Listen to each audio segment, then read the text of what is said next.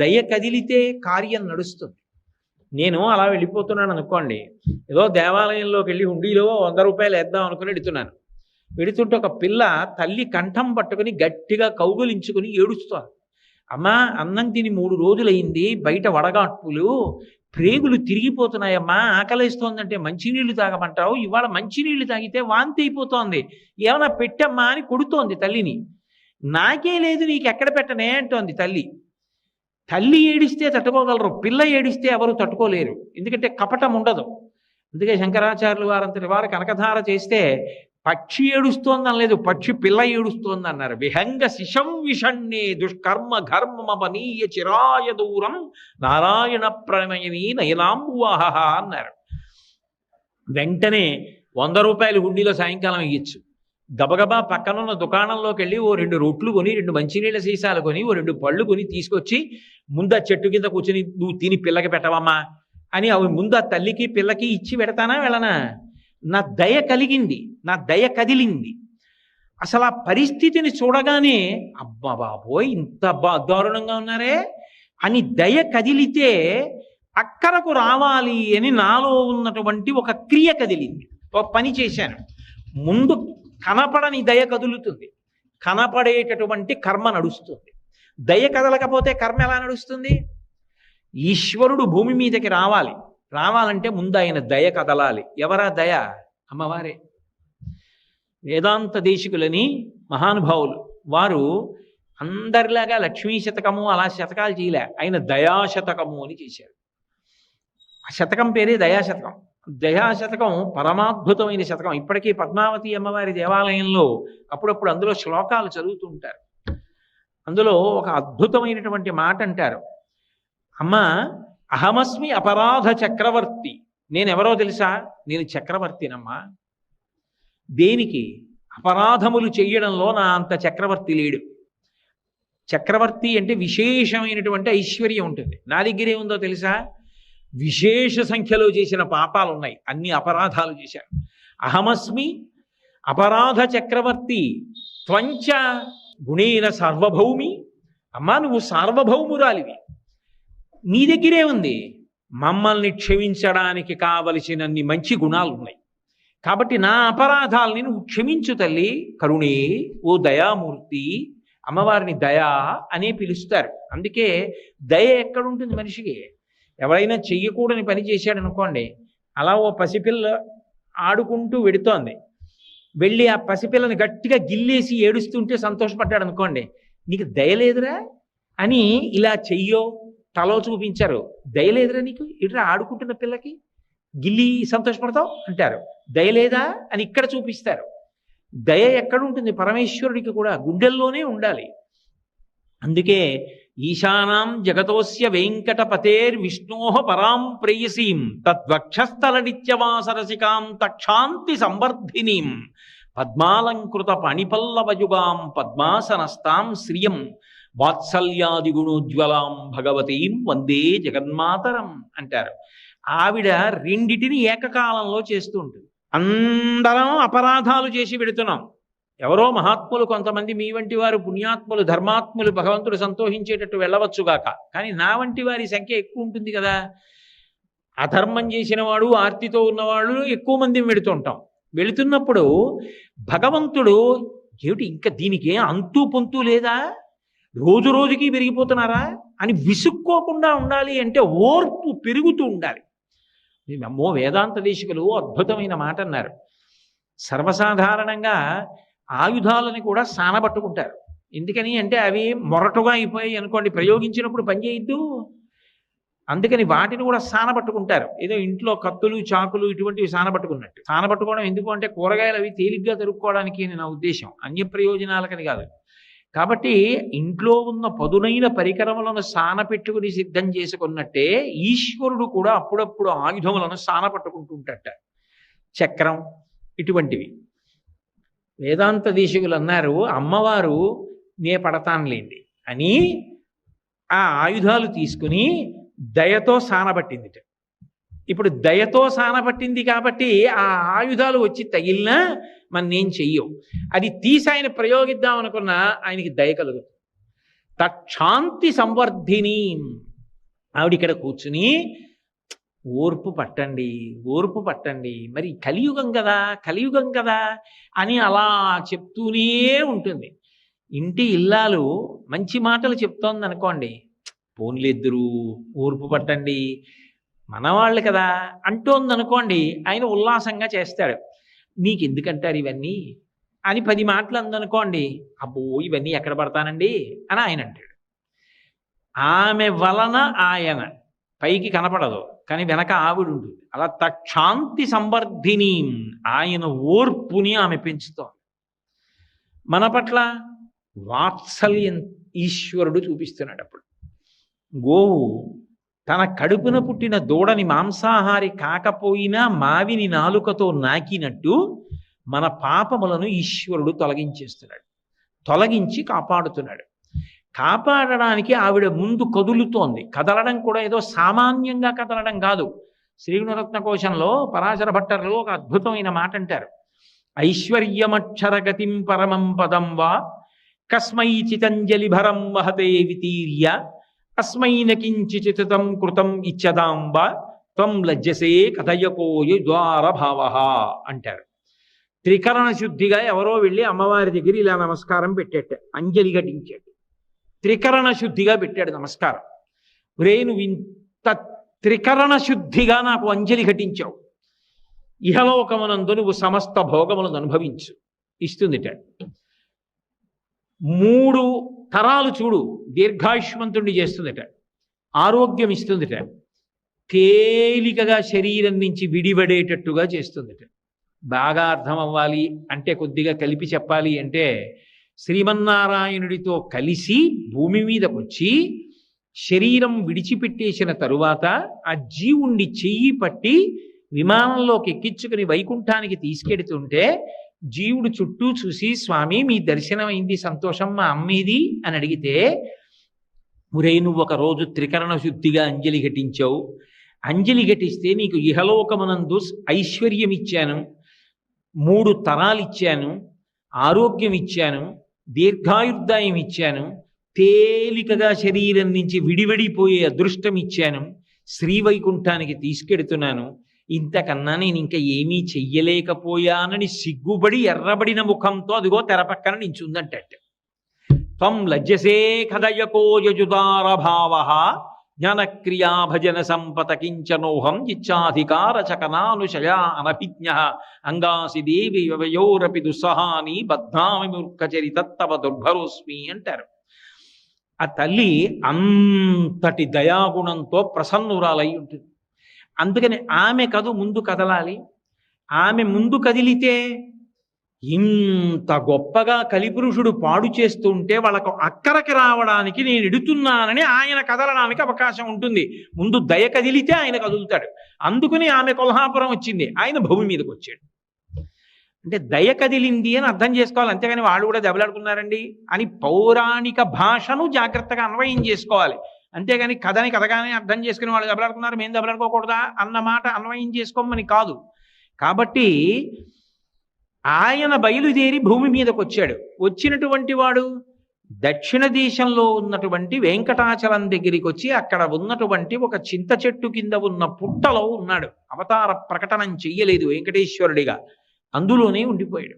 లక్ష్మీదేవి ముందు కదిలింది, వెనక వెంకటేశ్వరుడు కదిలాడు. కారణం ఆయన యొక్క అపారమైన ఓర్పు. అయితే విచిత్రం ఏమిటంటే, నిజానికి వెంకటేశ్వరావతారం ప్రకటనం అయిపోయిన సమయంలో కూడా ఎంత ఓర్పు పట్టాడంటే, గొడ్డలి దెబ్బతిని అవతార ప్రకటన చేశాడు. గుండెల మీద తంతే వైకుంఠం నుంచి కదిలాడు ఓర్పు పట్టి. గొడ్డలి పెట్టి నెత్తి మీద కొడితే 7 చెట్ల ఎత్తు రక్తం పైకి లేచింది.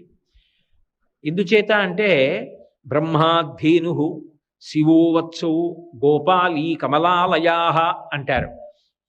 బ్రహ్మగారు ఆవయ్యాడు, శివుడు దూడయ్యాడు.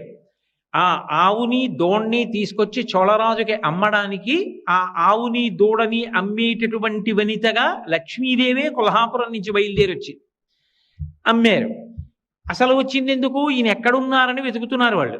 వెతుకుతూ సమాసిజ్ఞ వాల్మీకం సమంతాత్ క్షీరధారయ అక్కడ ఉన్నటువంటి పుట్టలో శ్రీహరిని చూసి సంతోషించి బ్రహ్మగారు పాలు వదిలిపెట్టి అభిషేకం చేస్తున్నాడు.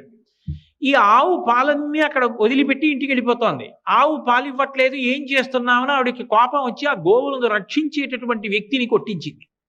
ఆయనకి కోపం వచ్చి మరునాడు మాటేసి చూస్తున్నాడు. ఆ ఆవు వెళ్ళి పాలు వదిలిపెట్టేస్తోంది పుట్టలోకి. అది సాక్షాత్ శ్రీమన్నారాయణుడి మీద వదులుతోంది, అది బ్రహ్మగారు ఆ గోవు. కానీ నిష్కారణంగా నేను దెబ్బలు తిన్నాను, ఈ ఆవు తీసుకెళ్లి పుట్టలో పాలు వదిలేస్తోందని కోపం వచ్చి ఆ కోపంలో యుక్తాయుక్త విచక్షణ మరిచిపోయి అన్ని దెబ్బలు తిన్నాడు కదూ. మరి ఆ బాధ ఆక్రోశం ఉంటాయి కదూ. చటుక్కున చేతిలో ఉన్న గొడ్డలి తీసి ఆవు మీదకి విసిరాడు. నేను ఇక్కడ ఉండగా గోవు మరణించకూడదు, నన్ను నమ్ముకున్న భక్తుడు బ్రహ్మగారు గోవు రూపంలో ఉన్నాడు, మరణించకూడదు, నేను కాపాడాలని చటుక్కున పుట్టలోంచి పైకి లేచి ఆవుకు అడ్డంగా తలపెట్టాడు. కుఠారాణాతి తీక్షణేన తాడితో వెంకటేశ్వర సప్తతాళ ప్రమాణేన రక్తస్ఫూర్తిరభూస్తథా. ఆ గొడ్డలి తగలగానే 7 తాటి చెట్లంత ఎత్తు నెత్తురు పైకి లేచింది. గొడ్డలి దెబ్బతిని అవతార ప్రకటనం చేశాడు. ఎంత ఓర్పు పట్టాలి! ఎవరి కోసం పట్టాడు అంటే కలియుగం ఆయన నిర్ణయించింది. అయ్యో, కలిపురుషుడి యొక్క ఉద్ధతి వలన వీళ్ళందరూ పాడైపోతారేమో, నేను అక్కడికొచ్చి కాపాడకపోతే ఎలా? అందుకని ఆయన బయలుదేరినప్పుడే ఇన్ని కష్టాలు పడి ఓర్పు చూపించాడు, నిలబడడంలో ఓర్పు చూపించాడు, రాత్రింబవళ్ళు అలాగే ఉండిపోయాడు. అందుకే మహాభారతంలో ఉద్యోగ పర్వంలో విదురుడు రాత్రివేళ ధృతరాష్ట్రుడితో మాట్లాడుతూ విదురు నీతి అని కొన్ని మంచి మాటలు చెప్తాడు. చెప్తూ ఓ మాట అంటాడు, క్షమించువానికని చాలమి పెట్టెదరు అయినంతలపన్ అనూన క్షమయ మెరయు తొలవు ఉత్తమ రూపంబు కోరువారు దల్తురుదాని అంటాడు. ఉన్న రూపం ఇంకా అందంగా ఉండాలి అంటే మంచి మంచి భూషణములు పెట్టుకుంటారు. అసలు పైకి కనపడనటువంటి భూషణములలో గొప్ప భూషణం ఏది అంటే ఓర్పు. ఆ ఓర్పు పట్టడం అన్నది ప్రయత్నపూర్వకంగా ఎవరు నేర్చుకుంటారు అంటే ఉత్తమమైన రూపం అంటే మంచి కీర్తి పొందాలనుకున్నవాడు ఓర్పు పట్టడం నేర్చుకోవాలి.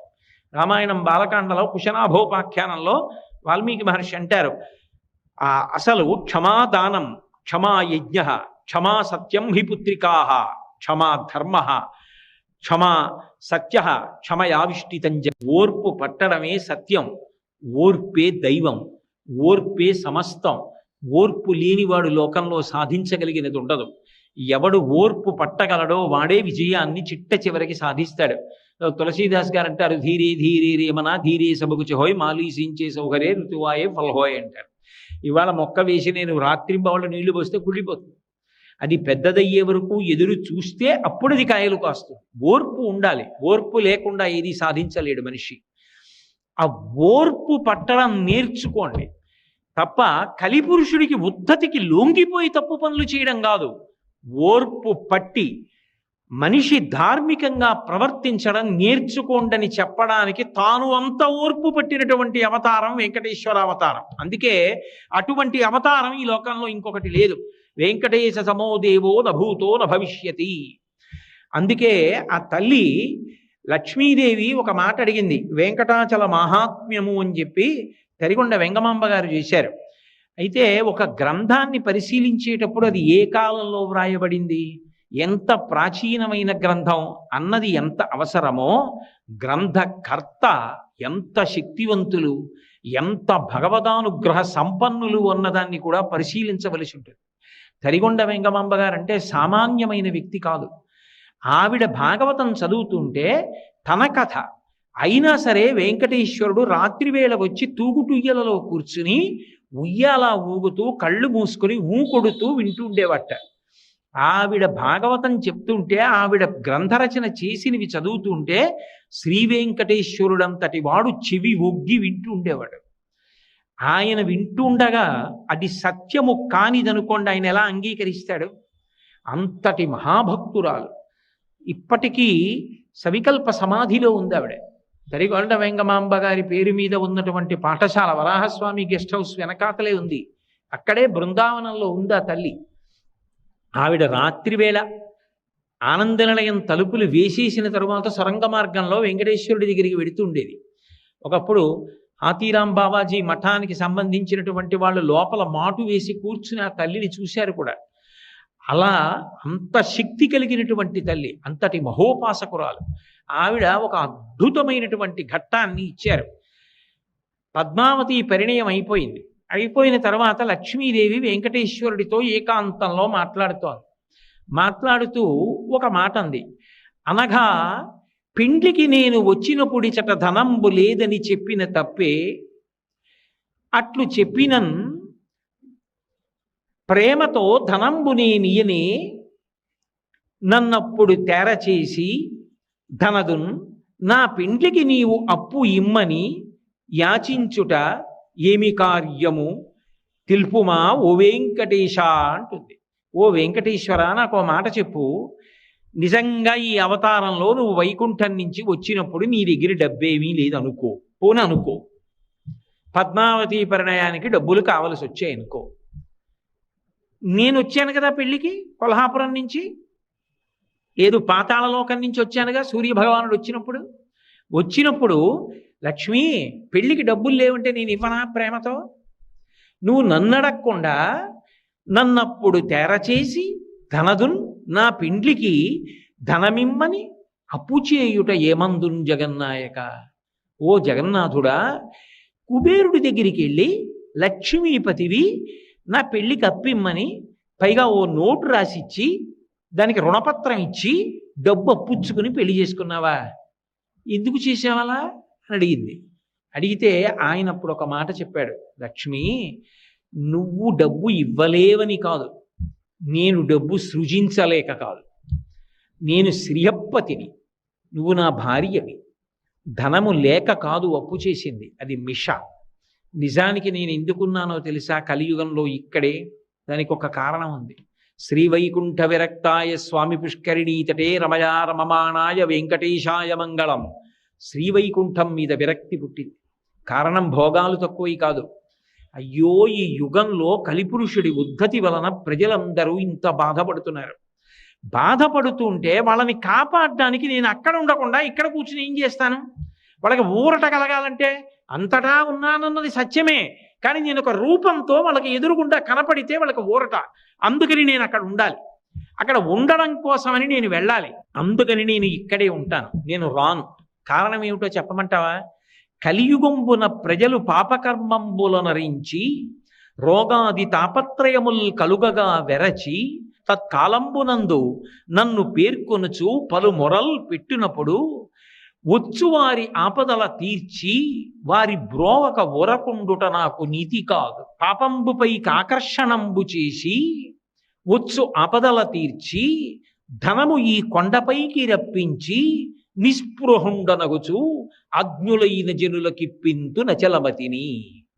ఎందుకుంటానో తెలుసా? ఇక్కడ ఈ తిరుమల క్షేత్రంలో, ఈ ఆనంద నిలయంలో నేను ఎందుకు ఉండిపోయానో తెలుసా లక్ష్మి? ఎందుకు అప్పు తీసుకున్నానో తెలుసా? ఎందుకు వడ్డీ కడుతున్నానో తెలుసా? కలిపురుషుడి యొక్క ఉద్ధతి వలన అనేకమైన పాపములు చేస్తారు ప్రజలు. ఆ పాపములు చిన్న చిన్నవైతే వాళ్ళ కార్యక్రమాలను ఇబ్బంది పెట్టనటువంటి చిన్న చిన్న రోగములుగా పోతుంటాయి.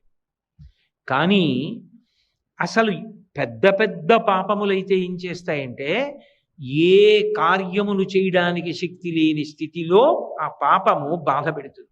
పైగా ధనం విశేషంగా క్షయమైపోతుంది. గొప్ప బాధని శరీరంలో పొందుతూ ఉంటాడు. దానివలన ఎన్ని ఉన్నా మనశ్శాంతి ఉండదు. అటువంటి రోగముల చేత బాధపడుతూ ఉంటారు. కలియుగంబున ప్రజలు పాపకర్మంబులనురించి రోగాది తాపత్రయములు కలుగగా వెరచిత కాలంబు నన్ను పేర్కొనుచు పలు మొరలు పెట్టినప్పుడు ఆ రోగాలు కలిగి విశేషమైన బాధలు కలిగి, అప్పుడు బాధ ఒక్కడే అనుభవించలేడు. అప్పుడు ఏం చేస్తాడంటే నన్ను తలుచుకుంటాడు. ఏడుకొండలవాడ, వెంకటరమణ, ఆపద ముక్కలవాడ, అనాథ రక్షక, నన్ను కాపాడవయా స్వామి, నిలువు దోపిడీ ఇస్తానంటాడు. ధనము ఈ కొండపైకి రప్పించి నిస్పృహుండనగుచు అజ్ఞులైన జనులకిప్పింతు నచలమతిని. ఎందుకుంటానో తెలుసా? ఇక్కడ ఈ తిరుమల క్షేత్రంలో, ఈ ఆనంద నిలయంలో నేను ఎందుకు ఉండిపోయానో తెలుసా లక్ష్మి? ఎందుకు అప్పు తీసుకున్నానో తెలుసా? ఎందుకు వడ్డీ కడుతున్నానో తెలుసా? కలిపురుషుడి యొక్క ఉద్ధతి వలన అనేకమైన పాపములు చేస్తారు ప్రజలు. ఆ పాపములు చిన్న చిన్నవైతే వాళ్ళ కార్యక్రమాలను ఇబ్బంది పెట్టనటువంటి చిన్న చిన్న రోగములుగా పోతుంటాయి. కానీ అసలు పెద్ద పెద్ద పాపములైతే ఏం చేస్తాయంటే ఏ కార్యములు చేయడానికి శక్తి లేని స్థితిలో ఆ పాపము బాధ పెడుతుంది. పైగా ధనం విశేషంగా క్షయమైపోతుంది. గొప్ప బాధని శరీరంలో పొందుతూ ఉంటాడు. దానివలన ఎన్ని ఉన్నా మనశ్శాంతి ఉండదు. అటువంటి రోగముల చేత బాధపడుతూ ఉంటారు. కలియుగంబున ప్రజలు పాపకర్మంబులనురించి రోగాది తాపత్రయములు కలుగగా విరచిత కాలంబు నన్ను పేర్కొనుచు పలు మొరలు పెట్టినప్పుడు ఆ రోగాలు కలిగి విశేషమైన బాధలు కలిగి అప్పుడు బాధ ఒక్కడే అనుభవించలేడు. అప్పుడు ఏం చేస్తాడంటే నన్ను తలుచుకుంటాడు. ఏడుకొండలవాడ, వెంకటరమణ, ఆపద ముక్కలవాడ, అనాథ రక్షక, నన్ను కాపాడవయా స్వామి, నిలువు దోపిడీ ఇస్తానంటాడు. నేను వింటాను. విని నేను ఇక్కడ లేకపోతే ఎలా? విని వాని పాపంబు ద్రవ్యంబుకై ఆకర్షణంబు చేసి వాడు చేసిన పాపాన్ని ద్రవ్యము మీదకే ఆకర్షణ చేస్తాను. అందుకే ఈ యుగంలో ఈ దేవాలయంలో హుండీ ప్రధానమైపోతుంది. ఒక్కొక్క చోట ఒక్కొక్కటి ప్రధానం. గురువాయూరు వెళ్ళారనుకోండి నారాయణీయం పారాయణ చేస్తారు. పళని వెళ్ళారనుకోండి కావడ పట్టుకుంటారు. వైకోం వెళ్ళారనుకోండి మహాదేవుడికి విందులు చేస్తారు. ఒక్కొక్క క్షేత్రానికి వెళ్ళినప్పుడు ఒక్కొక్కటి చేస్తారు. ఏదో రామేశ్వరం వెళ్ళారనుకోండి ఆ కాశీ నుంచి తీసుకొచ్చినటువంటి గంగతో రామేశ్వరుడికి అభిషేకం చేస్తారు.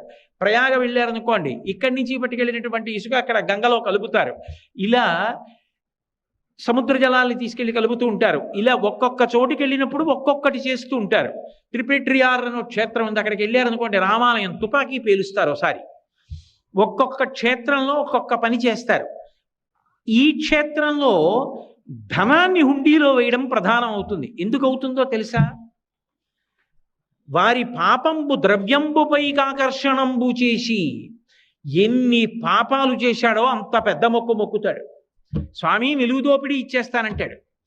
అని ఆ డబ్బంతా వాడి పాపం మీగా మారిపోతుంది. మారిపోయి ఆ పాపాన్ని డబ్బు మీదకి ఆకర్షణ చేస్తాను. ఇప్పుడు వాడే అది పట్టుకుని కొండ మీదకి వస్తాడు. నేను లేకపోతే వాడి కష్టాన్ని తీర్చేది ఎవరు? కలిపురుషుడి ఉద్ధతి వలన కదూ ఈ తప్పులు చేసేసాడు, అనుభవిస్తున్నాడు. వచ్చు ఆపదల తీర్చి అప్పుడు వాడు రక్షించుకోలేడు. ఆ ఆపద నేను తీరుస్తాను, తీర్చి వాడిని కాపాడతాను. వాడే ఆ డబ్బు పట్టుకొని కొండ మీదకి వస్తాడు. అది ఏమిటి? తత్పాపరూపమైనట్టి ధనము. ఆ పాపరూపమైన ధనం మీద నాకు అనురక్తి ఉండదు. వాడు తీసుకొచ్చి హుండీలో వేసేస్తుంటారు. నిస్పృహుండనగొచ్చు. ఇన్ని కోట్లు నాకేం సంతోషం ఉండదు. అది చూసి నేనేం మురిసిపోను. లోకంలో అందరూ నేను డబ్బున్నవాడిని అనొచ్చు, కానీ నాకు పరమ అసహ్యం వేస్తుంది చూసి. నిస్పృహుండనగచ్చు. నేను చెప్పట్లా, తరిగొండ వేంగమాంబ గారు చెప్పిన మాట వెంకటాచల మహాత్మ్యంలో. నిస్పృహుండనగచ్చు. ఆజ్ఞులైన జనులకి పింతు నచలమతిని. డబ్బు పోతే ఏడుస్తారు, కానీ నేను ఆ డబ్బు వెళ్ళిపోతుంటే సంతోషపడిపోతుంటాను. అమ్మయ్యా అని ఆజ్ఞులైన జనులకు ఏవేవో సౌకర్యాలు, కళ్యాణ మంటపాలనండి, వైద్యశాలలనండి, విద్యాశాలలనండి, ఏవో ఒకటి ప్రజలకి పెట్టించండి అవన్నీ పంపించేస్తుంటారు తప్ప అందులో ఒక్క రూపాయి కాసు నేను అట్టి పెట్టుకోను. తత్పాపరూపమైనట్టి ధనము నాకు ఇష్టం ఉండదు. మరి ఏమండి మీరు ఆ డబ్బు తీసుకోక వడ్డీ ఎలా కడతారు?